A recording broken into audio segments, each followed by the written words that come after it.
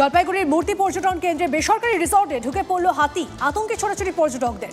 রিসর্টের মধ্যে হাতি হেঁটে বেড়াতে দেখে আতঙ্ক ছড়ায় পর্যটক ও কর্মচারীদের মধ্যে।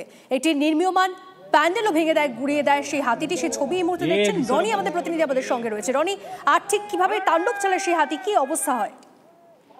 দেখো তনিষ্ঠা, যেমনটা জানা গিয়েছে ডুয়ার্সের মূর্তি রিসর্ট এবং মূর্তি এলাকার একটি বেসরকারি রিসর্টে ঢুকে পড়ে দলছুট হাতিটি এবং ঢুকে পড়ে সেখানে রীতিমতো তাণ্ডব চালায় এবং সেই রিসর্টের ভেতরেই একটি অস্থায়ী নির্মায়মান প্যান্ডেল ছিল, সেটিকেও ভেঙে দেয় দলছুট হাতিটি এবং যার ফলে রীতিমতো আতঙ্ক ছড়িয়ে পড়ে মানুষের মধ্যে।